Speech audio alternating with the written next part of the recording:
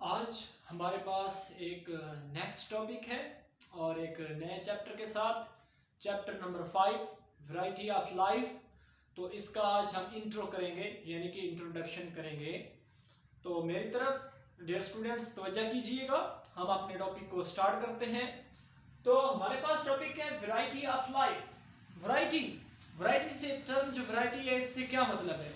Term variety से मुराद लिया जाता है तनु इकसाम ऑफ लाइफ, इससे मुराद है ऑर्गेनिज्म। तो बायोलॉजिकली वैरायटी ऑफ लाइफ से क्या मुराद है? The diversity and kinds of organisms in a region is known as variety of life. Hence next term related to variety of life is classification. The classification is categorization of organisms into groups and other categories is known as classification. कि जानदारों को एक मरबूत निज़ाम और तंजीम में मुरतब करना, categorise करना क्या कहलाता है जी? क्लासिफिकेशन। नेक्स्ट है नीड ऑफ क्लासिफिकेशन। जी क्लासिफिकेशन की जरूरत क्यों महसूस हुई? Need of classification. आप देखें 15 लाख, तकरीबन 15 लाख एनिमल्स और 5 lakh plants species are known today by the whole world। 15 lakh जानदार और 5 लाख पौधे की इकसाम या स्पीशीज पूरी दुनिया में जानी जाती है। ठीक है, तो इनको फिर एक सिस्टम के तहत डाला गया इनको स्टडी करने के लिए, जिसे हम क्लासिफिकेशन कहते हैं। So that is the need of classification. अब जानदारों की, इन 15 लाख जानदारों की, एनिमल्स की इकसाम और 5 लाख पौधों की इकसाम, इसमें भी फिर मुख्तलिफ इकसाम है, पौधों की और कैटेगराइजेशन है मुख्तलिफ, एनिमल्स की मुख्तलिफ। तो इसके लिए उनको अलग-अलग ग्रुप्स में रखा गया है। तो ये क्या है? Importance and need of classification. ठीक है, तो नेक्स्ट, जब एक बंदा क्लासिफिकेशन के हवाले से मालूमात इकट्ठी करता है तो बेसिस ऑफ क्लासिफिकेशन मद्देनजर रखता है। बेसिस ऑफ क्लासिफिकेशन तो वो कौन सी चीजें जिनको सामने रख के एक बायोलॉजिस्ट किसी चीज को क्या नाम है, क्लासिफाई करता है, किसी जानदार या पौधे को क्लासिफाई करता है। तो वो ये 4 पॉइंट्स हो सकते हैं। First one is evolutionary histories. Dear students, evolutionary history से मुराद है शजराए निस्ब। ठीक है, तारीख, मतलब ये जो एक जानदार है जिसको क्लासिफाई करना है किंगडम, फाइलम, ऑर्डर्स में, तो इसके जो अबाव अजदाद थे, जो इंसेस्टर थे, वो कौन थे? That is the evolutionary histories. और इस मालूमात के तहत उनको कैटेगराइज किया जाता है। ये किससे रिसेंबल करते हैं? मतलब इनके फादर्स, इंसेस्टर्स प्लांट्स थे या कोई एनिमल्स थे या मैक्रो ऑर्गेनिजम्स थे। That is the evolutionary history. Next point है हमारे पास similarity in form and structure. शक्ल शुबाहत, ठीक है, उसमें सिमिलरिटी। तो जानदारों को फिर देखा जाता है कि इसकी शक्ल किस तरह है, इसकी कैटेगरी किस तरह की है, ये उड़ता है, चलता है, खाता पीता किस तरह से है। तो that is known as similarity in form and structure.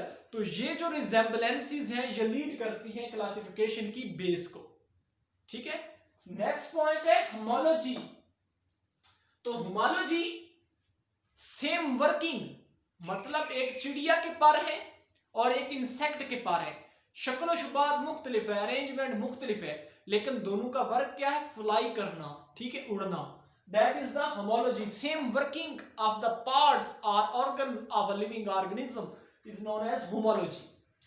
Comparative anatomy, work तो मुख्तलिफ हो लेकिन अरेंजमेंट सेम हो।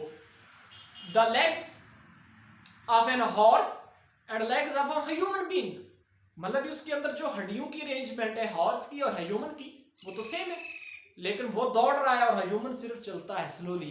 That is the comparative anatomy. और नेक्स्ट है साइटोलॉजी। साइटोलॉजी जो है ये सेल रिलेटेड है, सेल स्टडी एग्जामिन करना और इससे फिर क्लासिफाई करना कि किस चीज से आया कि ये सेल बना है। That is the organelle is arranged in them, so it leads to the basis of classification. And next point is genetics. तो next point जो आता है वो है genetics.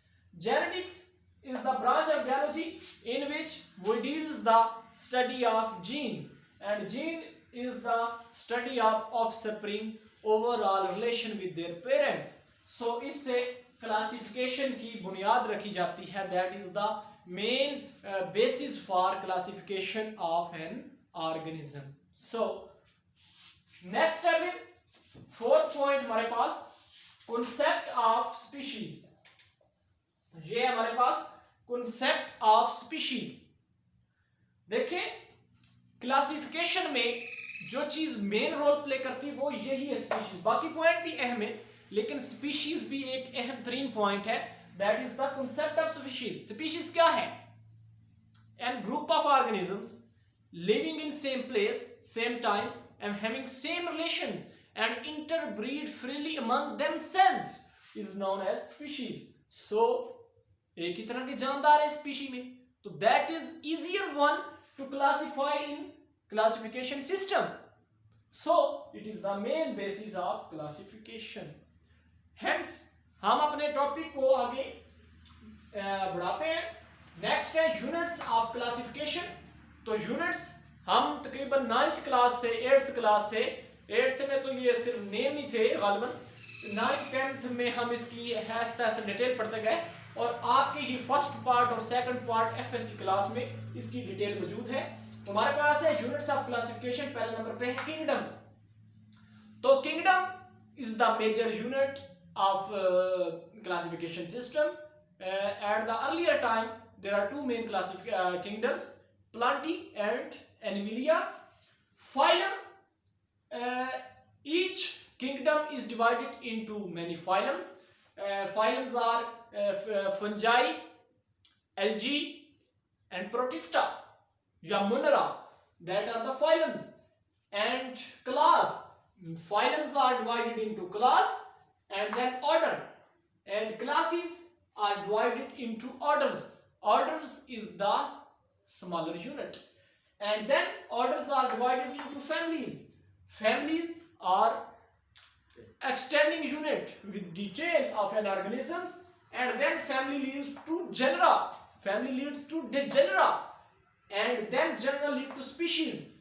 When we move from top to bottom, the size of our system decreases.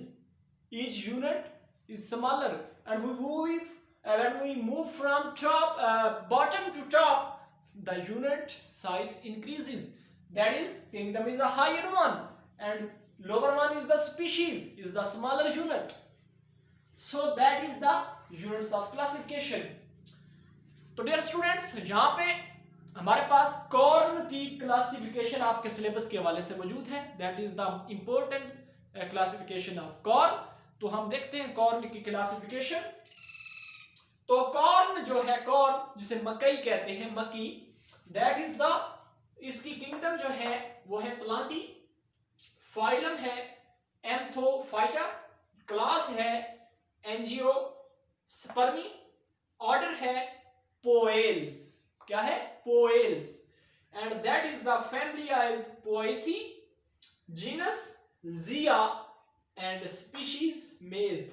आमतौर पर genus और species को इकट्ठा जिया मेज लिया जाता है, जिया मेज. तो that is the classification of corn. Corn की ये क्लासिफिकेशन है. तो डियर स्टूडेंट्स, ये आपके चैप्टर नंबर 5 का आज इंट्रोडक्शन था. नेक्स्ट मिलेंगे एक नेक्स्ट लेक्चर में. अल्लाह हाफिज.